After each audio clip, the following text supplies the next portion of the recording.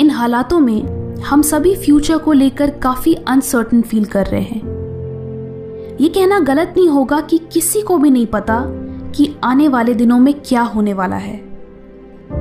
कई स्टूडेंट्स हैं जो कॉम्पिटिटिव एग्जाम्स के लिए प्रिपेयर कर रहे हैं। उन्हें नहीं पता कि उनके एग्जाम्स कब होंगे, बट आपने वो ग्रास हॉपर और एंट की स्टोरी तो सुनी ही होगी, जहां एंट पूरे समर खाने का इंतजाम करती है ताकि वो विंटर में सर्वाइव कर सके, और ग्रास हॉपर पूरे समर टाइम मज़े करता है और विंटर के लिए कोई तैयारी नहीं करता। एंड में वो ग्रास हॉपर दाने दाने का मोहताज बन जाता है और अपनी गलती पर पछताता है। So students, winter is coming. Exams postpone हुए हैं, कैंसिल नहीं। ये स्कूल या कॉलेज नहीं है जहां एक हफ्ते पहले पढ़ने से चलेगा।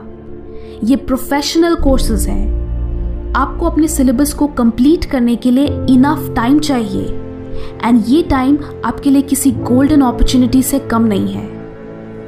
कंसिडरिंग कि आपको आपकी प्रिपरेशन के लिए इतना टाइम मिला, तो कंपटीशन बहुत टफ होने वाला है, एंड मोस्ट प्रॉब्ली पेपर भी बहुत डिफिकल्ट होने वाला है। तो जिन लोगों की तैयारी तगड़ी होगी वही एग्जाम में अच्छा कर पाएंगे। इस लॉकडाउन का पूरी तरीके से फायदा उठाने के लिए आपको एक स्ट्रॉन्ग सिस्टम की ज़रूरत है, यानी प्रोडक्टिव होने की ज़रूरत है। मॉर्निंग बहुत अच्छा टाइम है जब आप बिना किसी डिस्टर्बेंस के डीप वर्क कर सकते हो। अगर आप अर्ली मॉर्निंग उठे तब शायद ही कोई इंस्टाग्राम या व्हाट्सएप पे ऑनलाइन होगा। आप आराम से पूरे फोकस एंड कंसंट्रेशन के साथ अपनी पढ़ाई कर सकते हो। दिस इज द टाइम जब आपका ब्रेन सबसे ज़्यादा अलर्ट होता है, इसलिए मॉर्निंग में याद की हुई चीज़ें आपको लंबे समय तक याद रहती हैं। जब मैं अपने एग्जाम्स के लिए पढ़ती थी तो मैं हमेशा सुबह उठकर अपने कैलेंडर में प्रीवियस डे की पढ़ी हुई चीज़ें मेंशन करती थी। इससे सुबह मुझे एक एक्स्ट्रा मोटिवेशन मिलता था कि आज भी मैं अपने सारे टास्क कंप्लीट करूंगी। मंथ के एंड तक मेरे कैलेंडर में मेरी पूरी प्रोग्रेस रिफ्लेक्ट होती थी, जिससे मैं 3 चीज़ें ट्रैक कर सकती थी। नंबर 1, मेरी प्रिपरेशन कितनी फास्ट या स्लो है। नंबर 2, कौन से सब्जेक्ट्स सबसे ज़्यादा टाइम ले रहे हैं। एंड नंबर 3, कि मैंने एक महीने में एग्जैक्टली कितना कुछ अकॉम्प्लिश किया। ऑफन हम एग्जाम्स की तैयारी करते वक्त खुद को अप्रिशिएट करना भूल जाते हैं कि हमने कितना सारा पोर्शन कंप्लीट कर लिया, बिकॉज हम इस पे ज़्यादा फोकस करते हैं कि दूसरों ने कितना पढ़ लिया एंड हम अभी भी कितने पीछे हैं। बट अगर आप अपने प्रोग्रेस को ट्रैक करें, देन यू विल रियलाइज कि आप कितने कंसिस्टेंट हो, एंड वो आपको आगे भी और अच्छा करने के लिए मोटिवेट करेगा। जब भी आप अपनी पढ़ाई स्टार्ट करो, देन उस दिन के लिए कुछ टारगेट्स रखो कि आज मुझे ये टॉपिक्स कवर करने हैं। That will build some pressure, and अगर आप 100% नहीं तो उसका 70% या एटलीस्ट 50% भी फिनिश करोगे, जो फिर भी कुछ ना करने से तो बेटर ही होगा। एक और चीज़ जो आप यहाँ कर सकते हो कि आप अपने एवरीडे टारगेट्स अपने मॉम, डैड या ब्रदर, सिस्टर को अर्ली मॉर्निंग टेक्स्ट कर सकते हो। इससे 2 चीज़ें होंगी।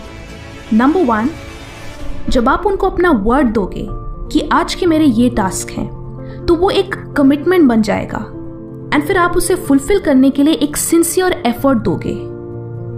नंबर 2, ये इस बात का भी ट्रैक होगा कि जिस वक्त आपने वो मैसेज सेंड किया उसी वक्त से आपकी पढ़ाई शुरू हुई। So now you can also track कि आप एग्जैक्टली कितने बजे से पढ़ना शुरू कर रहे हो। जो स्टूडेंट्स सिर्फ हार्डवर्क करते हैं वो अक्सर पीछे रह जाते हैं, बिकॉज टॉपर बनने के लिए आपको स्मार्ट वर्क करना होता है। वी ऑल नो कि हमारे सिलेबस का एटलीस्ट कुछ पोर्शन ऐसा होता है जो एग्जाम में बार बार पूछा जाता है। सो उन टॉपिक्स पे ज़्यादा फोकस करो, बिकॉज उससे आपके सबसे स्कोरिंग टॉपिक्स पहले ही कवर हो जाएंगे। ये टॉपिक्स आप प्रीवियस ईयर क्वेश्चन पेपर्स से पता लगा सकते हो। द फेमस पैरेटो रूल भी यही कहता है कि सिर्फ 20% इनपुट से 80% आउटपुट अचीव किया जा सकता है। आपके केस में इसका मतलब है कि आप कम से कम एफर्ट में ज़्यादा से ज़्यादा मार्क्स ला सकते हैं। And last but not the least, आप इस टाइम को नोट्स बनाने के लिए यूटिलाइज कर सकते हो। कई स्टूडेंट्स नोट्स बनाते वक्त पूरी बुक को अपने नोटबुक में कॉपी पेस्ट कर देते हैं, जो कि बिल्कुल गलत तरीका है।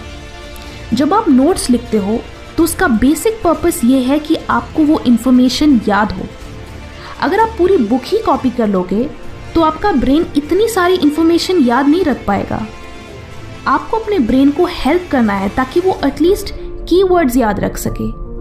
So just right the keywords.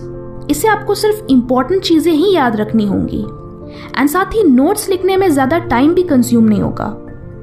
इसे कहते हैं स्मार्ट वर्क।